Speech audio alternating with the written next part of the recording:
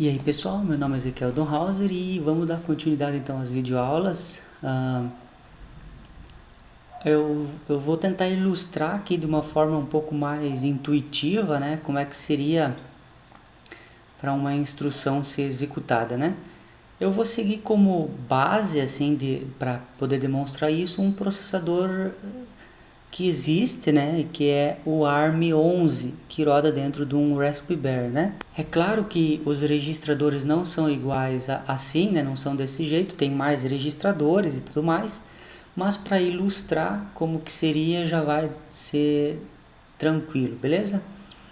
Então, a ideia seria a seguinte, vamos pegar instruções reais, tá? Esse valor é uma instrução real, são duas instruções, eu estou representando ele das três formas, né?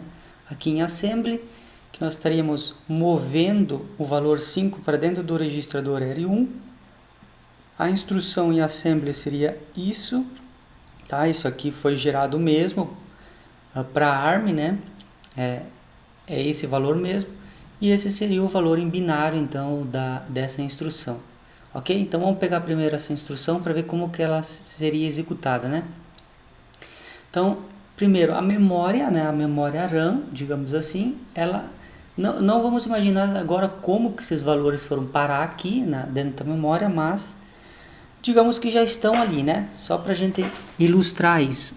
Vamos supor então que, né, essa memória seja de 4 GB, né?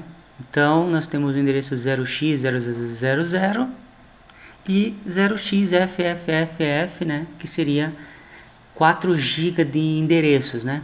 Cada endereço contendo 8 bits ou 1 byte, né? Então isso daqui seria 1 byte. Cada careira dessas seria 1 byte, né?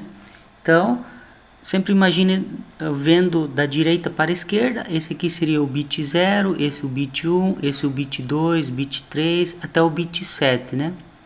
Então, isso daqui formando 32 bits, uma caixinha dessas formando 32 bits, ou seja, 4 bytes, né? Como cada registrador tem 32 bits, então a ideia é que sempre o baramento que liga isso daqui seja de 32 bits, né? Então, você imagine o baramento de 32 bits, os registradores de 32 bits e assim que vai funcionar, né? Cada instrução que nós vamos estar vendo as instruções no modo ARM, né? Porque um processador ARM roda dois tipos de instruções, né? A thumb, que é 16 bits, aí seria só a metade disso, e instruções de 32 bits, que é o modo ARM, né? O modo quando o processador ARM está no modo ARM, ele roda as instruções de 32 bits, né? Então, nesse caso, isto aqui seria uma instrução que contém 32 bits. E como a instrução vai ter que sair da memória e ir para ser executada no processador, cada instrução vai ocupar uma caixinha dessas que eu fiz com cores diferentes aqui. Então, eu coloquei essas duas instruções, essa caixinha aqui tem essa instrução aqui. Se vocês observarem esses bits aqui, ó, eles estão exatamente iguais aqui, ó. 1, né? Todos esses bits estão na ordem aqui dentro dessa caixinha. Esses outros bits da segunda instrução estão aqui na ordem dentro dessas outras caixinhas, né? Então, endereço 0 contém o byte 1 da instrução, o endereço 1, 2, 3, o 0, 1, 2 e o 3 contém então a instrução 1, que seria move o valor 5 para dentro do registrador 1, e essa outra instrução que seria mover o valor C, né, que 12 e C dá a mesma coisa em X, né, que você teria mover então o valor 12 para dentro do PC. Ok? O registrador PC, né? Então, beleza. Agora, então, vamos ver como que isso aqui seria carregado, né? Então, digamos que a máquina foi ligada e a primeira coisa, digamos que as instruções já estejam aqui. Então, vai ser carregado essa caixinha para dentro daquela outra caixinha ali, ó. Então, todos os bits nessa sequência aqui vão parar dentro daquela outra caixinha lá. Para a gente saber como isso iria parar lá naquela caixinha do registrador de instruções, nós teríamos que entrar no mérito aí do hardware, o que não é o objetivo desse curso, entender como que as coisas se ligam como que o controle faz a leitura ou escrita dentro da memória, essas coisas, não cabe aqui, né, nesse curso, nessas videoaulas, né? Então, a gente vai ver simplesmente que a coisa vai andar de um lugar para outro, as informações vão andar de um lugar para outro, beleza?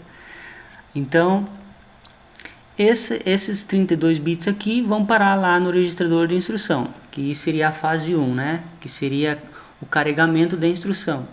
Como geralmente um processador ARM tem três partes para executar uma instrução, que seria fetch, decode e execute, né? Que é, você estaria carregando a instrução, decodificando a instrução e executando a instrução, né? Mas isso, nós não vamos falar disso também aqui, nós só vamos ver como que as coisas procedem aqui. Então isso daqui foi carregado lá no registrador de instrução e daí o processador fez o que teve que fazer para executá-lo. E o que seria executá-lo? Seria mover o valor 5 para dentro do registrador R1. Então o nosso registrador R1 está aqui, ó, ele acabaria no final da execução dessa instrução, ele estaria desse jeito, 0000101, né? Que seria o valor 5 em binário, né? Se você pegar isso daqui e ver, isso aqui vai dar 5, né? Ou 0x05, né? Aí então, essa foi a segunda instrução, onde que ele executou isso e acabou jogando aquele valor para dentro dessa instrução, ok?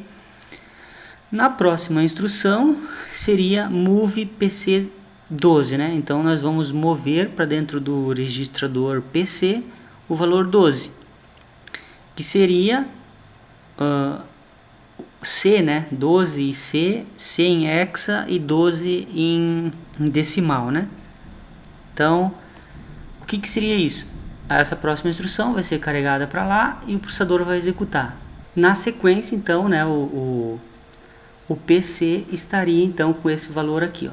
Quando essa instrução aqui for executada, o PC, o registrador PC estaria então com esse valor aqui, ó, 0001100, né?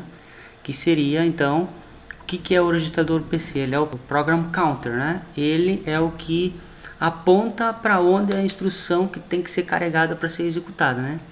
Então, como agora o Program Counter tem o valor C, né, que seria o 12 e C, né? Ele seria o que? 0x000C, que seria esse ponto aqui, ó. Então, como o PC está com esse endereço que é esse aqui, né, ele é o ponteiro para onde que está na memória, onde é que tem que ser carregado a instrução para ser executada. Então, ele vai copiar essa instrução em amarelo aqui agora, lá para dentro do registrador de instrução para ser executado. Então, isso seria um salto, né? Quando o Program Counter não é modificado, quando você não mexe no registrador PC, ele vai carregando na sequência, né? No caso, como as instruções são de 32 bits, o Program Counter vai copiar essa, depois essa, depois essa, depois essa e assim por diante, né? Vai indo na sequência de 4 em 4 bytes, né? E copiando sempre os 32 bits e executando. No momento em que houver tipo uma alteração do PC, ele vai ir para aquele ponto no qual ele recebeu o valor, que no caso seria então esse valor C, né? Ou seja, ele saltou essa instrução aqui fez com que ele mesmo saltasse, né? A própria instrução fez com que a instrução a ser carregada seria não essa, mas sim essa, né? A próxima instrução. E assim por diante. Assim é que acontece então os saltos de quando você está dentro de uma função, chama outra função, digamos assim, né? Você salta para esse outro ponto. Então, sempre quando você tem um salto dentro do programa, você tem uma alteração desse registrador PC, né? Mas isso quando a gente vê com mais calma aí a parte das instruções, que a gente vai estar debugando como é que funciona isso mais certinho na prática, num processador real mesmo, né? Que a gente vai tentar usar como referência o Raspberry, né? Para a gente fazer alguns testes e debugar ali e ver o que acontece com cada registrador e tudo mais. Então a gente vai ver isso com bem mais calma, mas isso aqui eu tentei trazer de uma forma um pouco mais ilustrativa como que seria esse processo, né? Nesse caso a gente praticamente nem passou pela unidade lógica aritmética, né? Que seria o carinha que faz toda a matemática aí, né?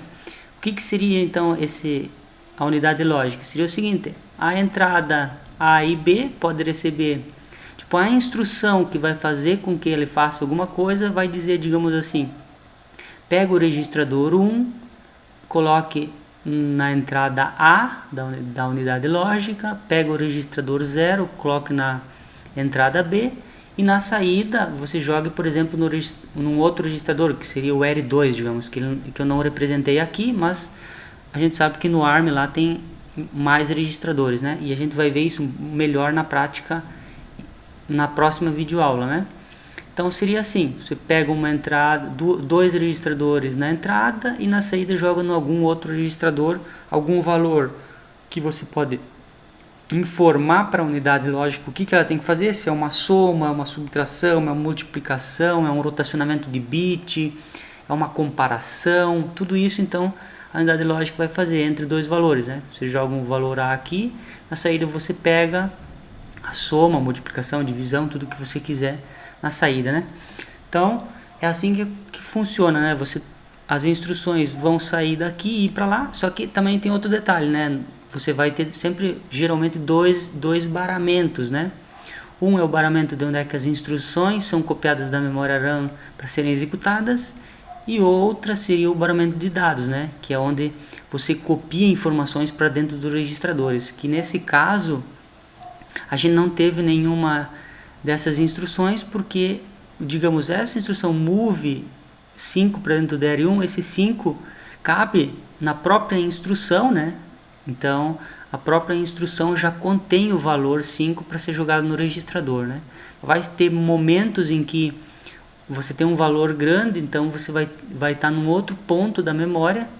Por isso, então, que serve também aquelas divisão de sections que eu falei na aula, numas aulas passadas aí, né? Mas que a gente vai reforçar bem mais nas próximas videoaulas, né? Você divide, então, dentro da memória os blocos de instruções, né, que ficariam num ponto, os blocos de dados você divide em outro ponto da memória, né, e assim por diante. Então,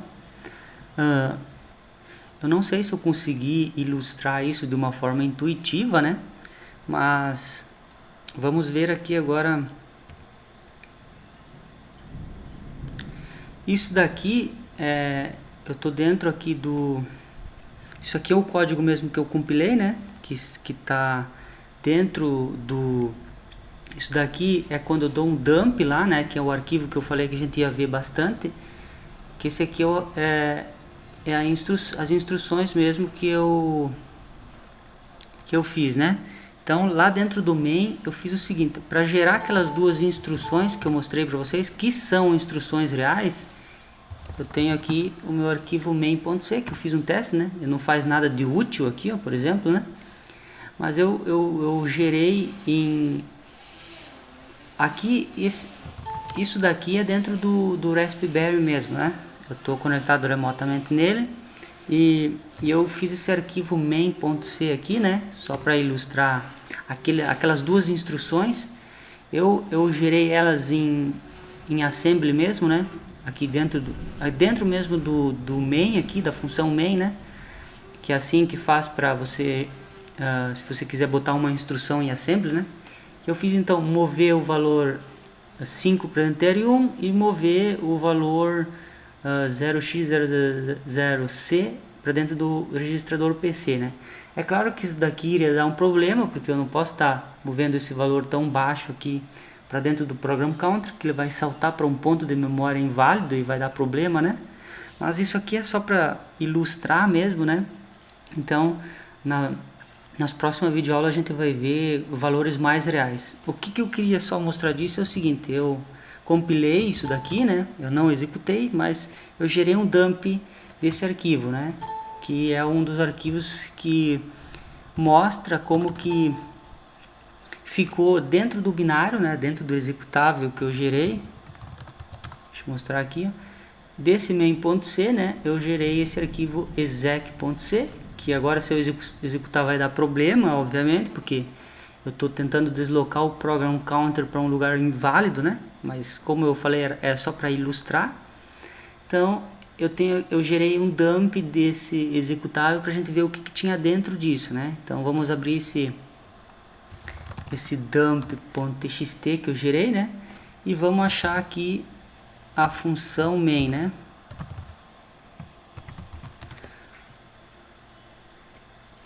Opa! E vamos achar aqui, né, a nossa função main, né? Pra gente dar uma olhada. Então, isso daqui seria o que está dentro da função main, né? Que seria aquele arquivo que eu mostrei, né? Tudo que está dentro da função main é isso daqui, ó. Então sempre imagine da seguinte forma: isso daqui é a instrução que vai estar sempre na memória daquele jeito que eu mostrei na imagem, né? Que seria esses 32 bits sendo ocupado pela instrução, né? Que eu mostrei aqui, ó. Isso é a instrução e isso é a representação daquela instrução, né? Dentro do binário sempre vai estar assim. Como a gente vai ver bastante esse arquivo dump, então eu quero que vocês vejam sempre isso, né? Ó. Por exemplo, isso aqui é uma instrução que faz isso e essa instrução vai estar dentro do endereço da memória, né, do RESP nesse ponto aqui, ó. Isso aqui, sempre imagine que tem 0x aqui na frente. Isso aqui é em hexadecimal e isso aqui também é em hexadecimal, tá? É a instrução em hexa, 0x E92D4800, né? Em hexa. E isso seria a correspondência dele, isso daqui seria, e isso seria a correspondência dele em assembly do que ele iria o que essa instrução vai fazer, né? Então, nesse endereço de memória vai ter essa instrução, ok? Então sempre vai ser assim que a gente vai ver, né? Como eu falei, aqui são 32 bits, como essas instruções estão no modo ARM, né? Então, se vocês observar aqui, ó, todas as instruções são assim, né? Ok? Então, espero que vocês tenham entendido essa ideia de como que essas coisas se organizam, né? Então, só para retomar de novo, isso é o endereço de onde está na memória, em hexadecimal, isso é a instrução naquele endereço de memória, e isso é o que a instrução iria fazer, né, em assembly, beleza? Então, na próxima videoaula a gente vai continuar vendo sobre isso e como a gente vai usar bastante esse arquivo dump, eu queria tentar ilustrar de uma forma mais intuitiva o que seria isso, né? E como que isso se organiza na memória. Ah, e outra coisa, né? Esses endereços de memória que eu estou falando aqui, isso é endereço de memória virtual, tá? Para vocês entenderem, digamos, para vocês que não estão familiarizados com essa coisa toda que eu estou falando, não faria sentido, né, eu estar explicando o que é memória virtual, porque isso é algo um pouco mais complexo, né, que envolve paginação de memória, MMU, né, que a MMU é um mecanismo de hardware que faz, digamos assim, que gera para a gente, né, no caso, um espaço de memória virtual e também com todo esse processo ela consegue fazer essas memórias ser paginadas e tudo mais, né? Dá a impressão para quem que está vendo a memória virtual que ela é sempre contígua, né? Tipo assim, mas na memória física isso está tudo em blocos, né? Que são páginas de memória, né? Mas isso é uma coisa um pouco mais complexa e que a gente vai ver só lá para frente, né? Muito lá para frente mesmo, né? Nas videoaulas, porque não faria sentido falar agora sobre MMU. Então, sempre imagine que o que a gente vai estar vendo agora, como a gente vai levar como referência o Raspberry e também alguns exemplos a gente vai ver no x86, né? Que é no computador aqui mesmo, né? No meu notebook, por exemplo, a gente vai estar debugando usando o sistema operacional Linux rodando no RASP ou o sistema operacional Linux rodando no x86, né? Eu vou tentar mostrar sempre usando o Linux nessas duas plataformas para ilustrar as próximas as videoaulas, né? Então, imagine sempre que isso vai estar sempre na memória virtual, tá? Mas que esqueça o que é MMU por enquanto, que a gente só vai ver lá para frente, né? Ok? Então, até a próxima videoaula.